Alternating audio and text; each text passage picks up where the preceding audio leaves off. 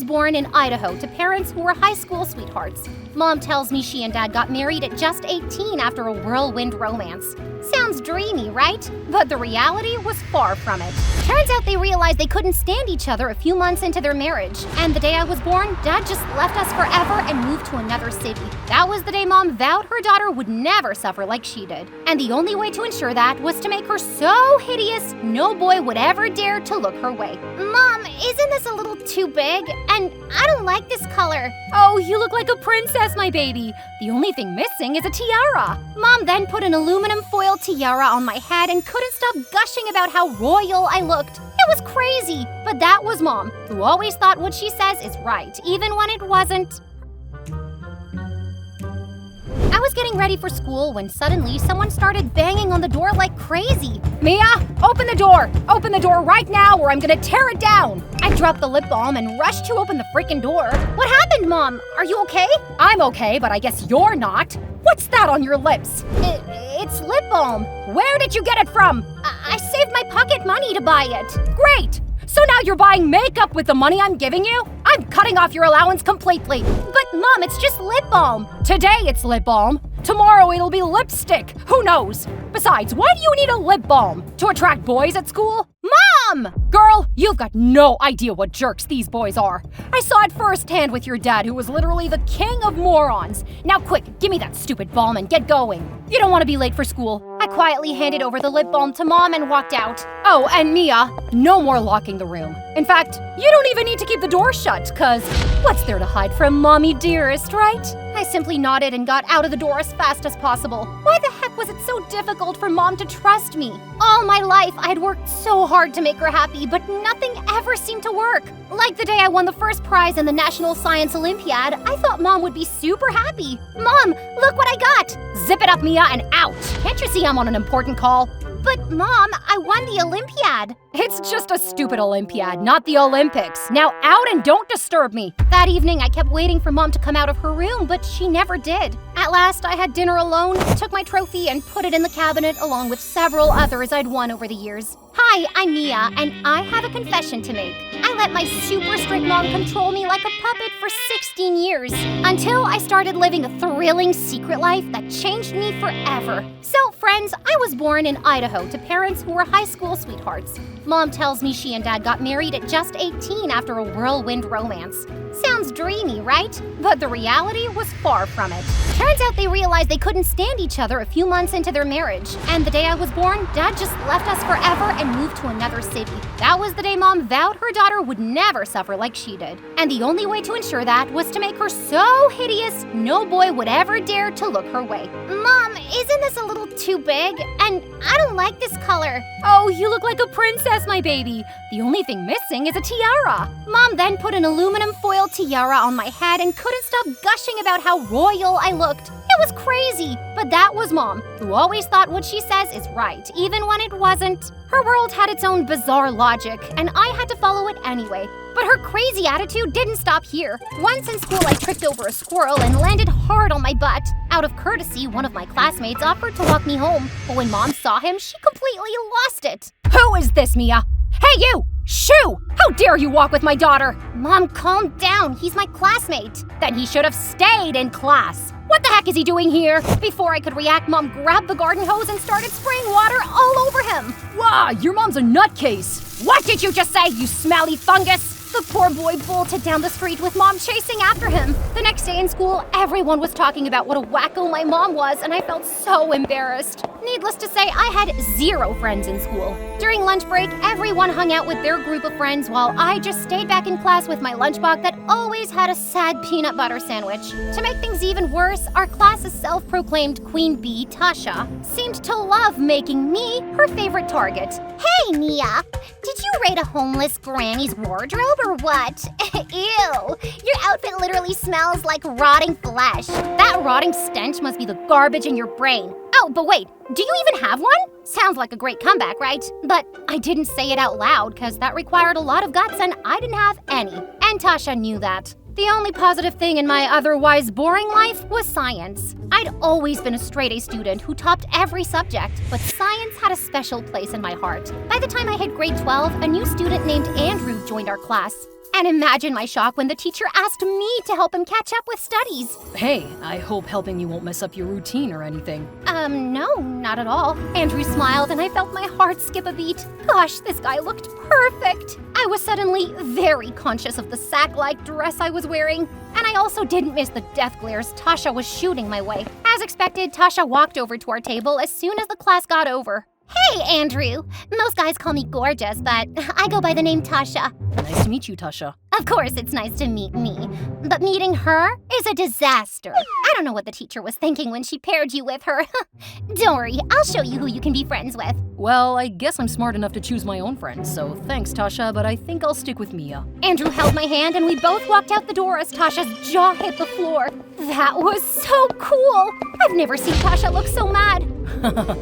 But Mia, why do you let her bully you? The teacher told me about your grades and achievements. You're obviously far more brilliant than her. Whoa, that was the first time someone had said something so nice about me. I'd won tons of trophies and medals, but all Mom ever said was, "Don't let these trophies get to your head. You need to work harder." I felt like every time I shined, Mom dimmed my light a little more. I couldn't stop thinking about what Andrew had said the entire day, and for days after that. And when he chose to hang out with me during lunch breaks, I felt incredible. Andrew made me realize how it was to feel cherished and wanted. Then one day, as I was walking back home, Andrew caught up with me and asked me to tutor him after school. Whoa, that was impossible. Mom would probably have a heart attack if I told her I was going to a guy's place for studies. Andrew, I don't think I can do it. Oh, please, Mia, you have to help me or I'll flunk the exams. Andrew kept insisting, so I finally relented and told Mom I'd be working on a project with a friend after school. And when she asked me the friend's name, I blurted out the first female name that came to mind. Tasha. Thankfully, she totally bought it. I did feel guilty about lying to her, but what choice did I have? So I pushed my guilt aside and accompanied Andrew to his home. Oh, so you're Mia! Andrew keeps talking about you. Andrew's mom had prepared a hearty lunch for us. It felt so strange to see Andrew and his parents laughing and chatting at the table. I couldn't remember the last time Mom and I had laughed together like that. Mom, I got a B on my math test, and Mia got an A+. Wow, Mia! Your mom must be so proud of you. I bet she can't stop flaunting your trophies. I recalled the dusty cabinets that held my trophies and felt a little sad. Why couldn't my mom be like Andrew's? The next few days, I kept tutoring Andrew after school. He was a fast learner, and I really enjoyed spending time with him. Then one day, as we were studying, he asked me something crazy. Mia, what's your secret desire? To be a scientist? Oh, come on, that's hardly a secret. I'm talking about something you've always wanted to do but never had the guts to. Well, I've always wanted to see what I'd look like wearing makeup, but Mom doesn't allow it. Wow, I didn't know your mom was this strict. Well, she is. You know, sometimes I see birds flying and I just want to be like them. Free, without a care in the world. Okay, this is something I can help you with. Come, follow me. Hey, what about the lessons? Those can wait. Andrew kept giving me mysterious smiles when I asked where we were headed. Soon, we were at the top of a hill outside town. This place is known for bungee jumping. Trust me, that's the closest one can ever get to flying. Are you crazy? I've never even been on a Ferris wheel before. What? Why? Well, Mom's always busy. She says she doesn't have time for silly things like amusement parks. Amusement parks are not silly, and neither is doing something fun that makes you feel alive. I was still indecisive about the whole bungee jumping idea, but Andrew held my hand firmly. Trust me, Mia, this will be the most amazing experience of your life, and we'll do it together. I took a deep breath and agreed. What's the worst that could happen? Moments later, as they strapped harnesses on Andrew and me, my stomach twisted in knots. Scared? Just pray I don't pee my pants. Finally, we stood on the jumping platform. It felt like a scene from a movie, and when the guy yelled, "Jump!"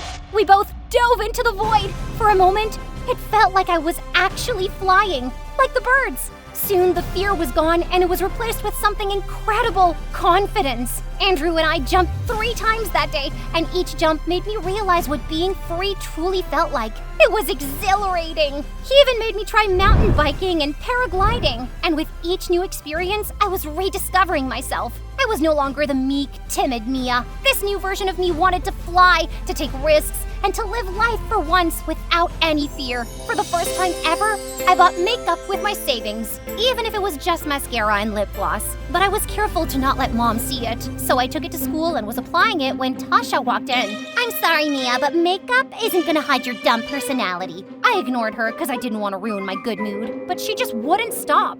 "Huh, I don't even know what Andrew sees in you.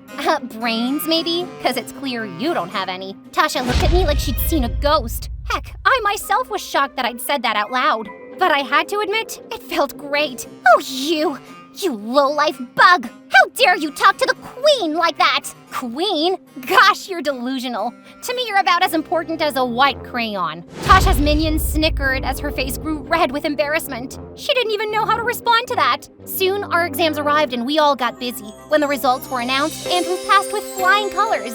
"I'm so proud of you, my student." Thanks, teacher. And here's a token of thanks for helping me ace the exams. I carefully opened the beautifully wrapped box, and inside it was a lovely crystal ball with the entire solar system in it. Oh, it's stunning. Yeah, not as stunning as you, though. Andrew looked at me so intently that I felt a million little firecrackers explode in my tummy. Then just as I thought he was about to kiss me, Tasha walked in. "Aw, that is so sweet.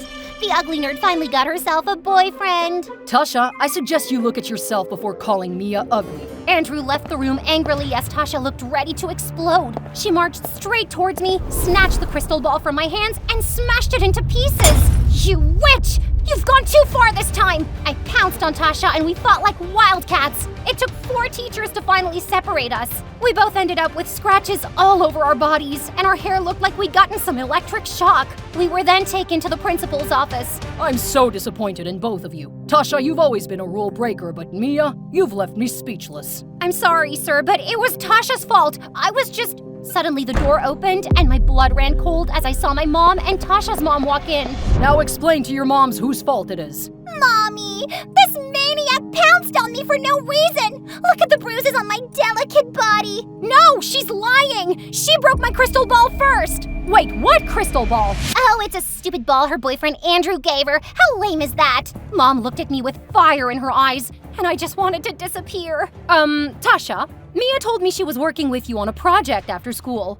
"Ugh, as if. I'd never allow a peasant like her within a mile's radius of my mansion." Mom suddenly looked too shocked. Then she grabbed my hand and we walked home. And once we were inside, she exploded. "I can't believe I wasted my entire life on a liar like you." I'm sorry, Mom. I wanted to tell you I was tutoring Andrew." "Then why didn't you?" "Because I thought you'd be mad at me. I just wanted to help him." "Mia, do you have any idea how hard I work to buy you food and clothes, to send you to school? And what do you do in return? You go behind my back and date random boys." "I'm not dating anyone, Mom, I swear. And I'm sorry for lying to you." "You know what? I'm sorry. I'm sorry I didn't leave you when I had the chance, just like your dad did." Those words hit me like a blow, and something inside of me broke. "Okay, that's enough, Mom. It's not like I asked to be brought into this world. You brought me here, and just because Dad left doesn't mean all guys in the world are jerks." "Oh, so now you'll teach me?" "Yes, I will. I'm sorry you had to go through tough times when Dad left, but it isn't my fault. I get that you're bitter, but Mom, I'm done letting you take it all out on me." I went to my room and started packing my bags. "What do you think you're doing? You take a step out of here and I'm never gonna let you in." I ignored Mom and kept stuffing my ugly clothes into the bag. That day, I left home for good. I called Andrew and told him everything. His parents let me stay in their home for a few days until I found a rented apartment. I started doing odd jobs to fund my education. After high school, I got into a prestigious college on a full scholarship and got a degree in advanced physics. One time, I was in New York to discuss a research paper with prominent physicists from all over the world. I put out my arguments in favor of the paper, and one particular physicist from London, Mr. James Cooper, seemed truly impressed with me. Good job, Mia. I am really impressed. He offered me an opportunity to work as his assistant for a couple of months, and I grabbed it instantly. The next thing I knew, I was flying to London with Mr. Cooper. I spent the next month assisting him, and it was such a wonderful learning experience. Then one day, I got a call from Andrew. Mia, it's about your mom. She's been admitted to a mental asylum after she tried to harm herself. I was shocked beyond words. Mom was a lot of things, but she wasn't weak. I'll take the next flight home. Although Mom hadn't been the best example of a parent, she was still my mom. I told Mr. Cooper about her, and he immediately offered to get my tickets booked. Mia, give me your passport details. I'll need them to book the tickets. I gave Mr. Cooper my passport, and when he looked at it, he looked absolutely shocked. Your full name is Mia Volovitz Longbottom? Yes, why? Is there a problem? What's your mom's full name? I told him that, and his face turned ghostly white. He immediately went inside his study and brought back a crumpled picture. It was of him and a woman who looked very familiar. Wait, that's my mom! Mr. James Cooper broke down all of a sudden. I can't believe this. After all these years, I finally managed to find my daughter. What? I'm your daughter? Mr. Cooper nodded, and suddenly, years of pent-up rage swelled inside me. So you're the douchebag who abandoned Mom and me the day I was born! Do you have any idea what my mom went through raising me all alone? She grew so angry and bitter, and she dumped all of that on me! What are you saying, Mia? I didn't abandon you. What Dad told me next left me shook. Apparently, right after getting married, Dad joined college while Mom dropped out when she found out she was pregnant with me. I dreamed of becoming a top researcher so I could provide you both with the best of everything. I was juggling 2 jobs with college, so obviously I didn't have much time for your mom. Soon she got bored and found another man. The revelation left me stunned. One day I came back from college to find a note saying she was running away with her new love. I was devastated. I looked for her everywhere, but she'd simply vanished. Years later, I got to know from a common friend that her boyfriend dumped her when he found out she was pregnant. So all these years, Mom was lying to me. I kept hating you for abandoning us when it was Mom who really abandoned you. I'm sure she must have had her reasons. I can't believe you just said that after everything Mom did to you. Mia, I've realized forgiveness is everything. Yes, it doesn't change the past, but it does make the future more beautiful. That evening, Dad and I flew to Idaho to see Mom. When we finally met her, she recognized me but didn't recognize Dad. The doctors said she was undergoing treatment for extreme depression. Thanks to Dad's wise words, I forgave her and kept visiting her from time to time. Then, 3 years later, I experienced the happiest day of my life when Dad walked me down the aisle as Andrew looked at me lovingly from the altar.